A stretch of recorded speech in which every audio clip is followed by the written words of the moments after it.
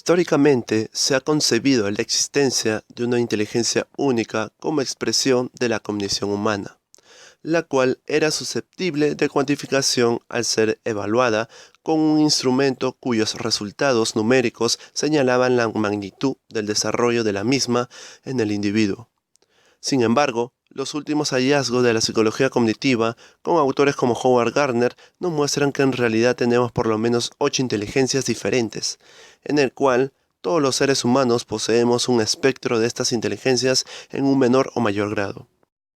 En este video se expondrá sobre una de estas 8 inteligencias, la inteligencia naturalista. Según Vygotsky, la mente humana está formada por sistemas psicológicos a causa de su compleja actividad social y cultural. Actualmente, a estos sistemas cognitivos se le denomina módulos de mente, los cuales son producto de instrumentos como el lenguaje oral, el lenguaje escrito, los números y la diversa interacción social, laboral y educativa que tiene el ser humano. Estos sistemas psicológicos asumen funciones cognitivas, como los sistemas perceptuales, atencionales, de memoria, etc. Asimismo, otros sistemas asumen funciones afectivas, como las emociones y sentimientos, producto de nuestras experiencias y la interacción social. En resumen, todos estos sistemas funcionales complejos, aperturados en el cerebro humano, son de origen social y cultural.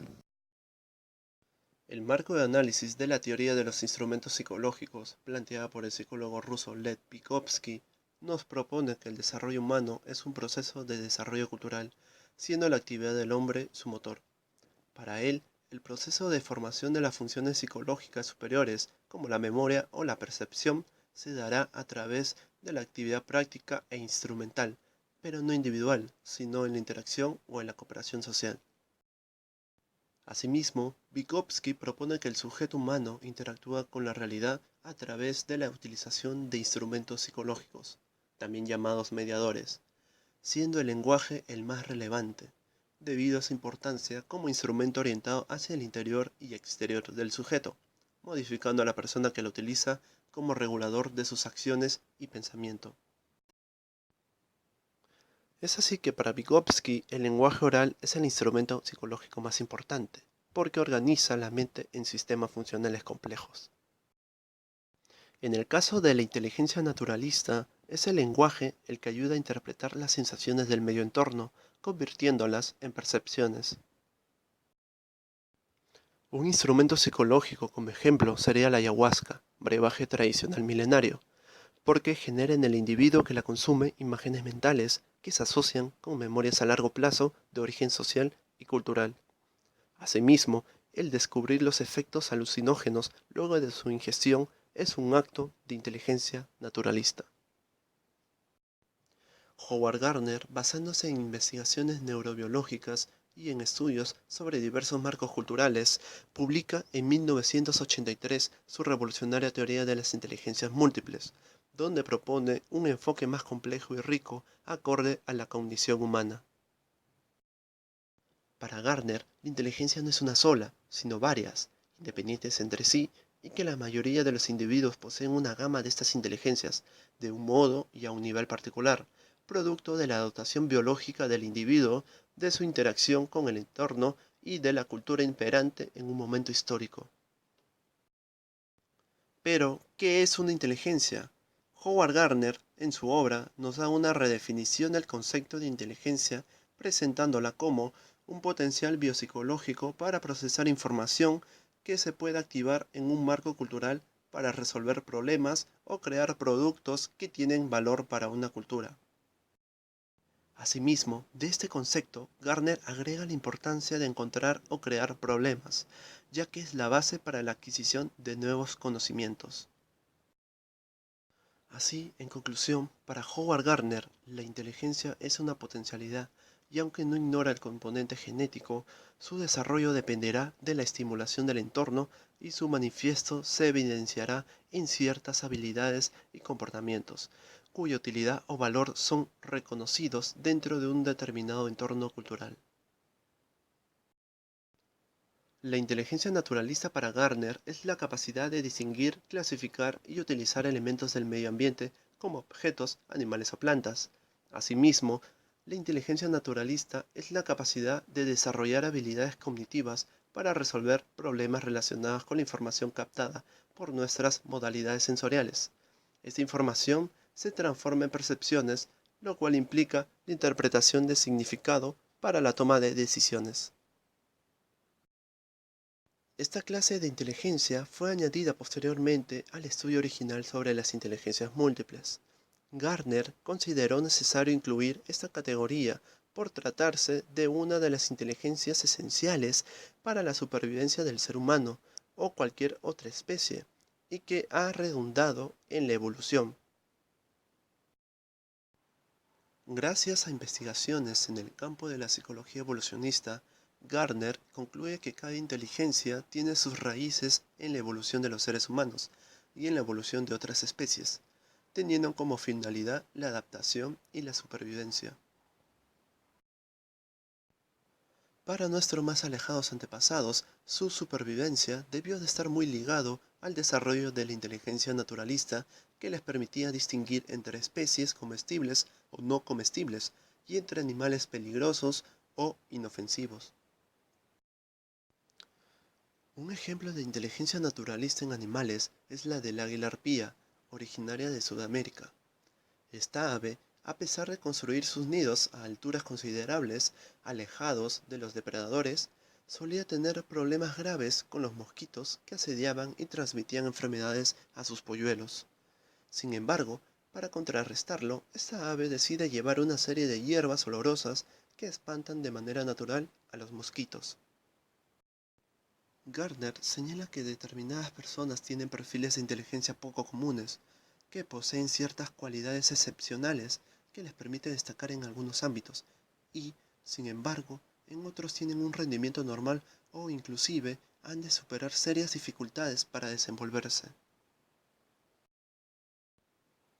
Para Howard Gardner, el naturalista es el que se siente a gusto en el mundo de los seres vivientes y posee un talento especial para cuidar, domesticar o interactuar con muchos de ellos. Ejemplo de personajes históricos con una elevada inteligencia naturalista tenemos a Charles Darwin, célebre naturalista inglés que desarrolló la teoría de la evolución a través de la selección natural. A los 18 años, Darwin fue invitado a la embarcación Beagle en un viaje de observación cartográfica y de las corrientes marinas que se prolongó durante 5 años. Esta experiencia sería determinante en su vida, ya que le permitiría una observación extensiva de la fauna y flora de regiones tan alejadas como las Islas Galápagos, Australia o Ciudad del Cabo. Gardner dice que cada actividad basada en la inteligencia tiene su propia trayectoria evolutiva. Esto quiere decir que cada actividad tiene su tiempo para surgir en la infancia temprana, la manera de alcanzar el nivel más alto durante la vida y la propia manera de declinar. Gardner trabajó con personas que habían sufrido accidentes o enfermedades que afectaron a determinadas áreas del cerebro. Esto fue útil para descubrir que dependiendo de la lesión cerebral se vería perjudicada una inteligencia y no otra. De esta manera, Gardner defiende la existencia de sistemas cerebrales relativamente autónomos. La inteligencia naturalista no posee un área cerebral concreta. No se han hallado zonas específicas de este tipo de inteligencia. Las evidencias empíricas apuntan a que más bien se trata de varias áreas dependiendo del tipo de interacción con el conocimiento que haya tenido cada persona. Por ejemplo, el reconocimiento de especies se puede presentar de distintas maneras en personas diferentes, dependiendo de que el conocimiento de las especies se haya logrado mediante dibujos y fotografías o mediante interacciones directas con las plantas o animales en cuestión. Asimismo, áreas del lóbulo parietal izquierdo estarían implicadas en la distinción entre cosas vivas de las no vivas, y áreas del hemisferio derecho estarían detrás de la interacción de la flora y fauna.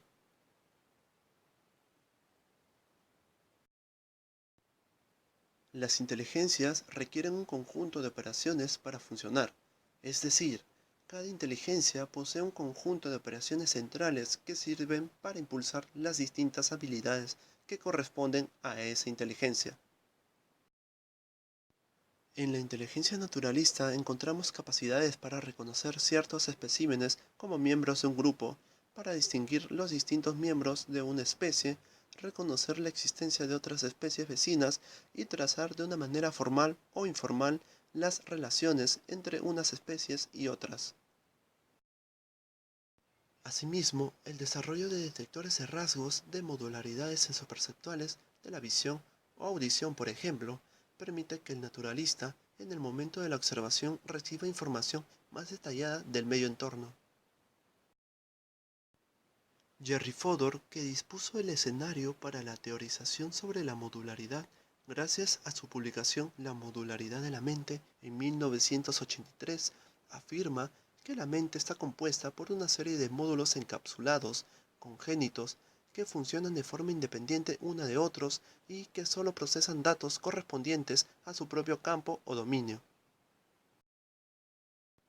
La mente para nuestro autor se ha ido construyendo por selección natural con partes especializadas, ya que a través de la evolución ha ido resolviendo problemas especializados y que cada módulo mental tiene un diseño propio y autónomo que le hace experto en el ámbito concreto de su relación con el entorno. Además, Jerry Fodor plantea una concepción modular de la estructura mental que está constituido por tres tipos de procesadores. El primero es el sistema de transducción sensorial, en el cual su función elemental es de convertir la energía física que incide sobre los receptores sensoriales, como la visión o la audición, en representaciones mentales. El segundo son los sistemas de entrada, que son figurados por los sistemas perceptivos o módulos, y tienen como función la representación de los estímulos a partir de la información de los transductores. Y por último, están los sistemas centrales, que tienen como función integrar la información procedente de diversos módulos y ejecutar tareas genuinamente inteligentes, como la realización de inferencias o la toma de decisiones. De la concepción modular de la estructura mental de Fodor, podemos poner por ejemplo un caso. Al momento del descubrimiento de las propiedades curativas de la sangre de grado, los chamanes se guiaban por el olor, el color, el sabor de diferentes plantas o resinas de árboles para encontrar significado curativo. Utilizando el modelo de Fodor, podemos percatarnos que en un primer momento, los chamanes, en el preciso instante que interactúan con el olor o el sabor de las plantas, activan sus sistemas de transducción sensorial, permitiéndoles convertir la energía física externa, con el fin de repercutir sobre los receptores sensoriales olfativos y gustativos. Después, esta información de los transductores es guiada hacia los diferentes sistemas perceptivos o módulos específicos con el fin de la representación de los estímulos. Esto permite originar una percepción en los chamanes. Finalmente, la información de diversos módulos es integrada en el procesador central con la función de ejecutar una acción inteligente. Del mismo modo, los chamanes, luego de guiarse por sus sentidos, deducen que la sangre de grado tiene un significado curativo. Por lo tanto, deciden integrarla en su repertorio medicinal. De este modo, la modularidad perceptual de la mente, que se manifiesta en milisegundos, sería el procesamiento de información de la inteligencia naturalista. Para Gardner, uno de los mejores indicadores del comportamiento inteligente es la capacidad de los seres humanos para emplear símbolos. Basándose en algunas investigaciones, apunta a que nuestro cerebro ha evolucionado para procesar eficazmente ciertos tipos de símbolos.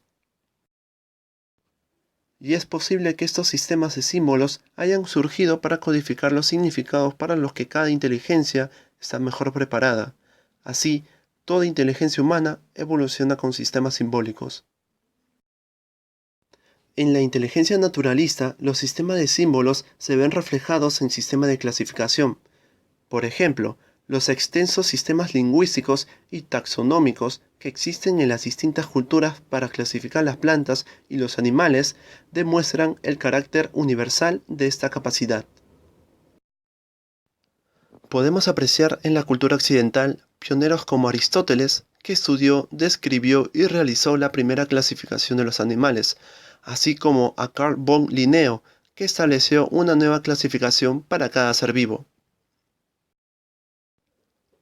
Asimismo, en otro contexto histórico y cultural, podemos apreciar que los babilonios, hace 2250 años antes de nuestra era, plasmaban y clasificaban a través de tablillas de arcilla recetas medicinales para aliviar el dolor de diente.